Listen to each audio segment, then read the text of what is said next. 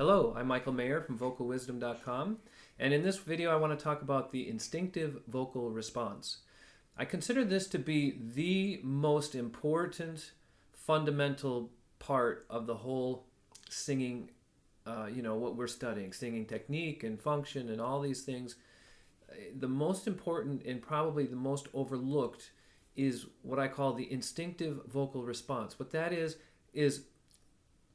the vocal mechanism, the vocal cords vibrate. So the vocal cords, the vocal folds, I guess you can call them whichever, vibrate to produce the sound of the voice.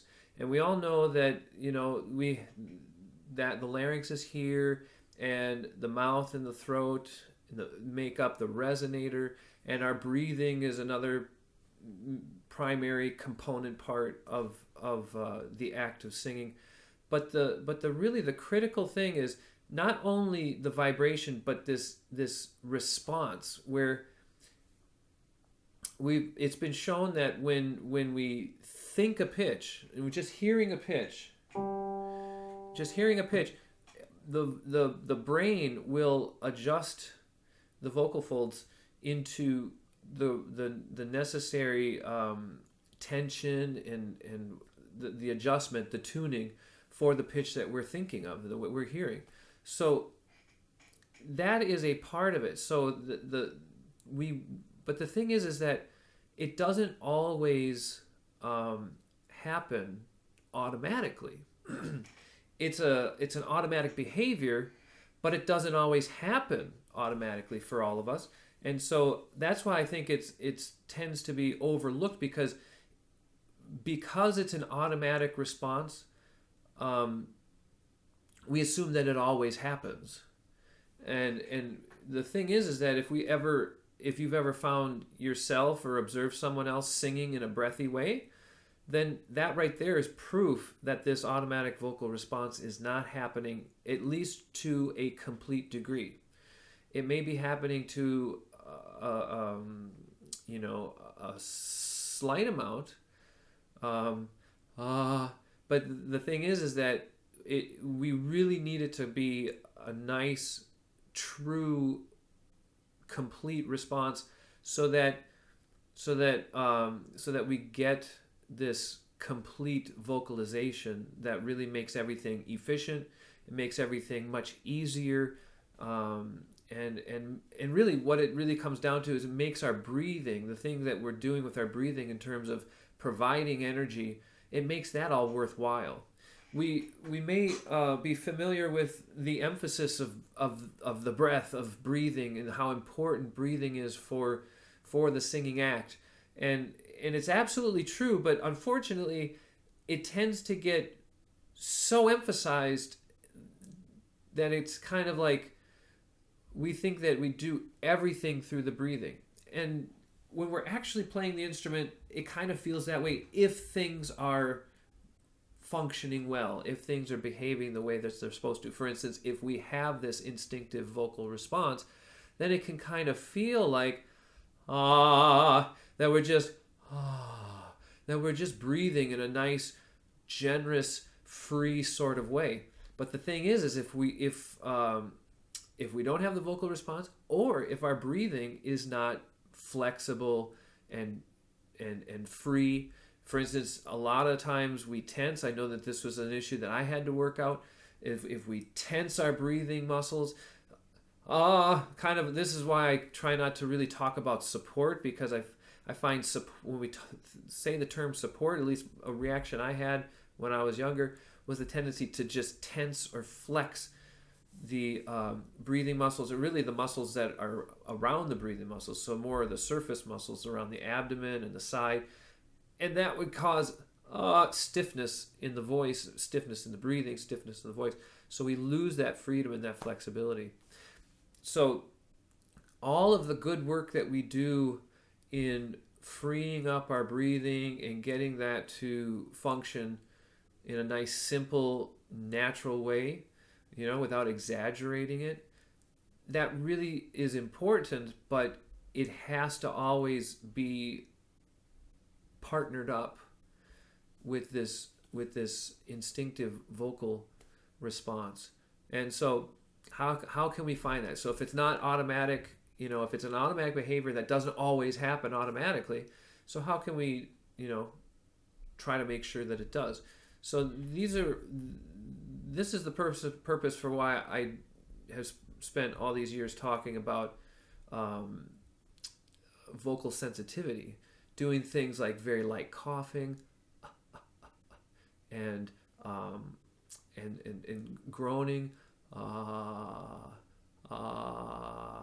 these things, and I've always warned that these are not things that we try to do in order to sing. We don't do them while we sing.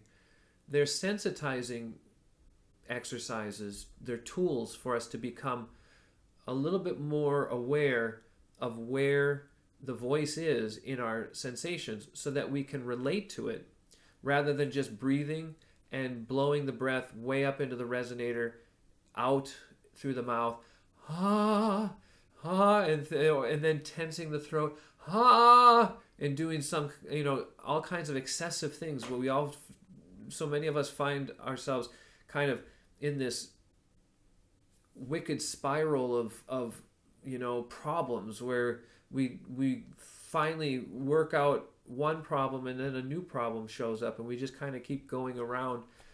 And the reason for that is because we're fixing a specific issue, but we're not fixing the overall malfunction. And so that's why I always want us to go back to basics: breathing, vocalization, and resonance, and getting these three parts to work together. But even then, when we are working that way, if we don't have that that automatic vocal response, so that it so that it gives you that sort of somewhat buzzy but really simple, automatic, instinctive, natural, whatever description you like that makes sense to you. Use that, but it needs to be a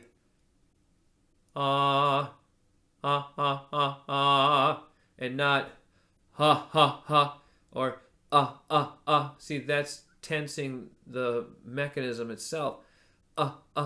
That's a mistake that often shows up after people learn this light cough sensitizing exercise. That's what I mean. That's not meant to be used for the vocalization. It's just to kind of wake up the mechanism, try to start getting it responsive. We do these other sounds, we do these other things through automatic action. So like coughing is a more drastic form of automatic action. So it's waking up that activity.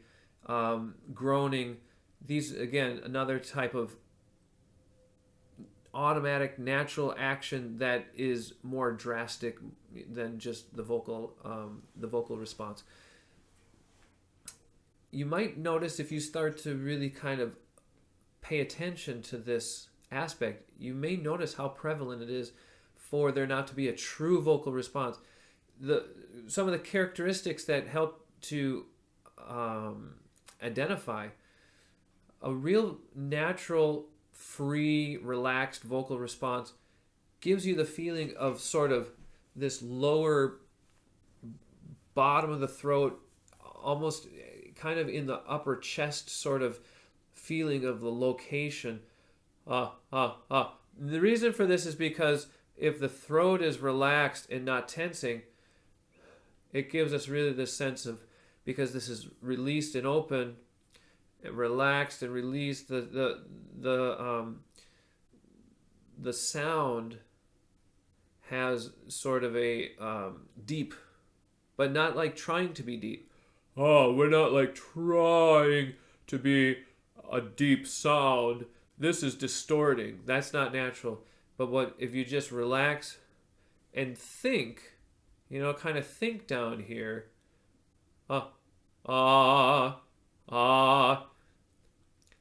when there's any sort of constriction or tension in the throat, hear how that's higher?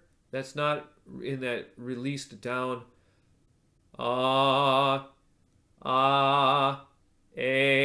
That's why we usually talk about avoiding mouthy singing and mouthy pronunciation, because what makes it seem like it's more up at this level at the mouth is that the throat has constricted, and you'll also notice that the larynx is higher than if we try to get it to relax, and then feeling that that deeper feeling, and you can hear the buzziness of it rather than So there I'm breathing exactly the same way, nice and smooth. I'm not forcing the breath, but I'm also not holding it, and I'm letting it come. That's the general idea. You want to allow the breath to come, right? You come because you're saying something. That was one of the first directions I learned when I was researching some of the old vocal teaching.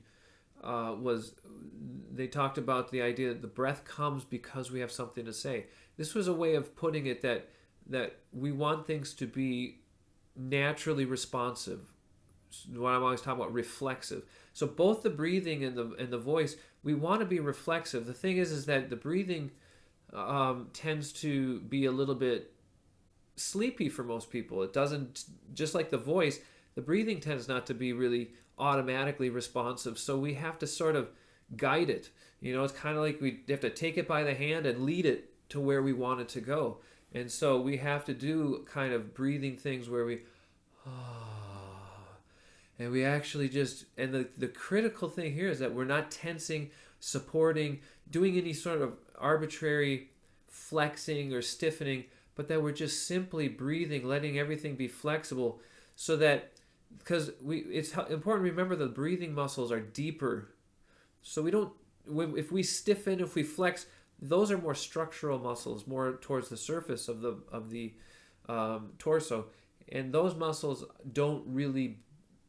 they're not really a natural part of the breathing. So it's important that we just kind of try to find our natural breathing, instinctive breathing, just the same way that we want to find the instinctive vocal response. And notice every time I do that, the breath has a natural impulse, it comes, it releases. So the exhale,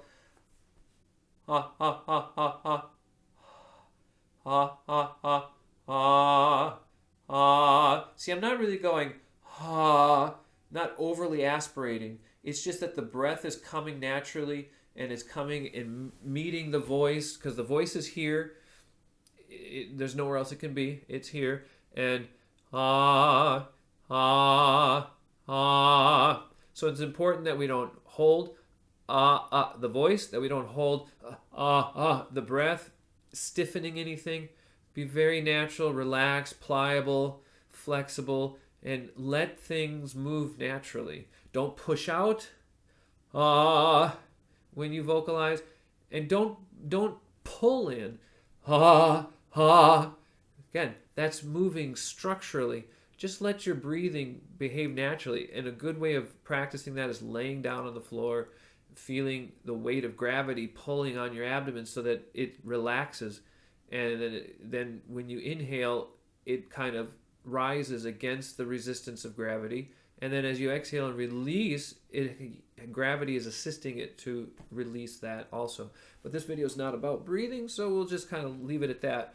But the key there is that you can't really separate these things. The voice and the breath are a partnership, and the larynx is really a part of the respiratory system. So that's why breathing is so important, because breathing well is intrinsically linked with vocalization, because the voice is part of the respiratory system.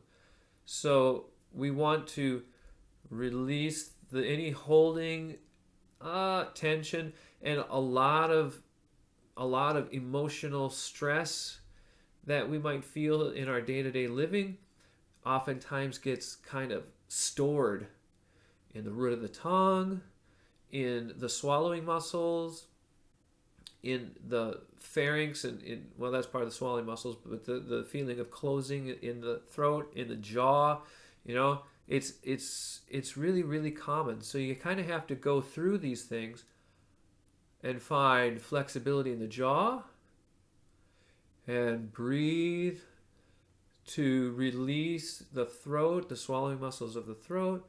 Breathe to relax the root of the tongue and feel this, ah. See, that's not really a vocal response, but I'm doing it to try, I'm doing this more sleepy sort of sound, sleepy sort of vocalization to really emphasize the release of any holding and tightness that might be in there, so that then when I do go for a good vocalization, see,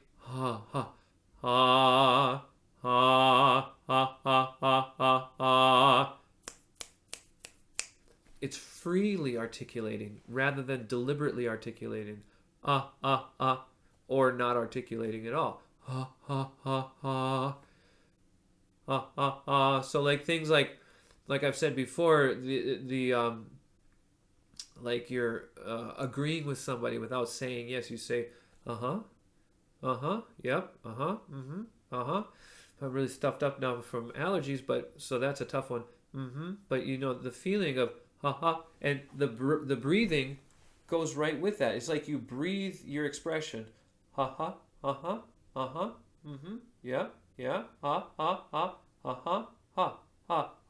So it's important to always keep those linked together. So even though I'm always warning against wasting the breath and exaggerating the breath and making and not vocalizing the breath, that doesn't mean that we remedy it by taking away the breath.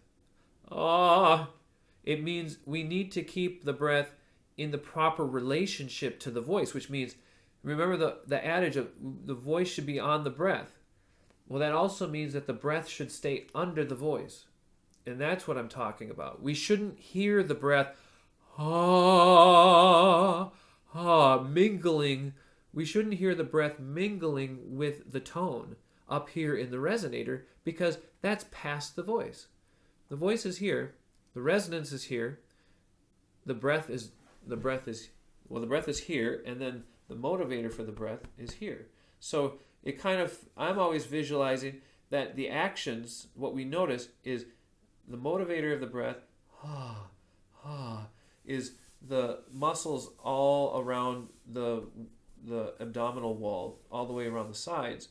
And because of the compression, we feel some activity in the sides and the back. And I consider those to all be totally real, but they're also kind of complementary. The main action you'll notice is is in the front. Because if we try to change that, it really risks us again becoming stiff. And so every so like one of the exercises I use a lot, I call the laughing exercise, which is really just staccato notes going down a 5-tone scale, and all we're doing physically is going but then when we vocalize, we're essentially laying the voice on top of that exhale. We're just basically putting the voice in the way of that aspiration. So you don't hear, that doesn't sound aspirated, I hope. It's totally vocalized. But see, I'm not doing anything other than just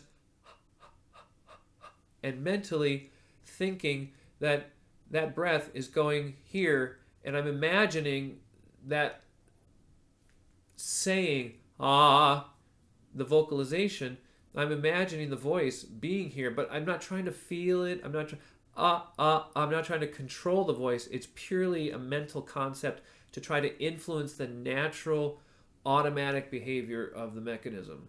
So that's what I mean. Instinctive automatic vocal response. Ha ha ha ha ha. If we don't ha ha ha ha ha, if we don't aspirate the breath beyond the voice, we have a really good chance of keeping it in balance. That's the goal. So that's what I'm talking about here. So if that's, if that's something that you think can be helpful, I would definitely encourage you to spend some time every day, but just spend some time right away today and experiment. And try to just kind of notice. It's a very subtle thing. There's very little feeling, but you can kind of sense this subtle through your hearing, through your sensation, through the experience of the breath, right? So the breath is actually meeting the voice. So there's a little bit of resistance, just like when you do. There's a resistance by the lips to make that happen, because it's not just your breath feels different when you go versus when you go. It's very much the same. There's a difference in the feeling of the breath, and that's compression. Whenever there's something resisting the outflow of the breath, we create compression, or compression is created. And so all we do is we exhale, and what we're trying to do is then kind of subconsciously influence the larynx to be in the way.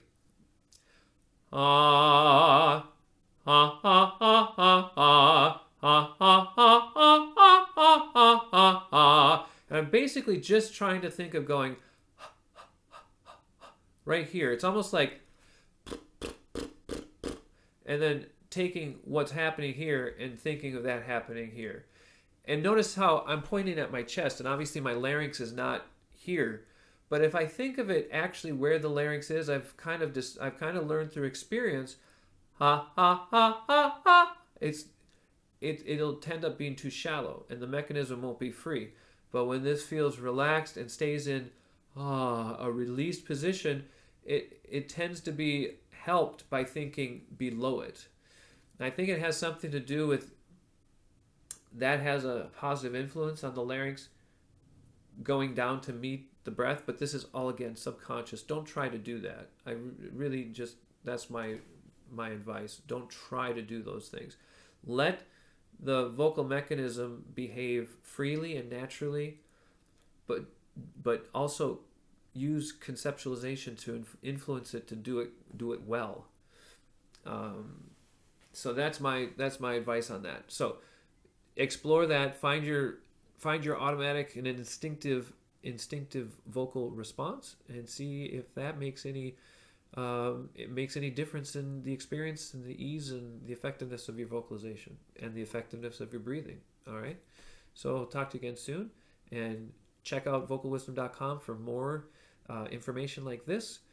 Maybe consider joining the private group that has a private page on Facebook. It's $10 a month, and it's very worth it, I believe. So check that out. Find out more. The links in the description on YouTube or here on the website if that's where you're watching it also. All right. Thanks a lot. Talk to you soon.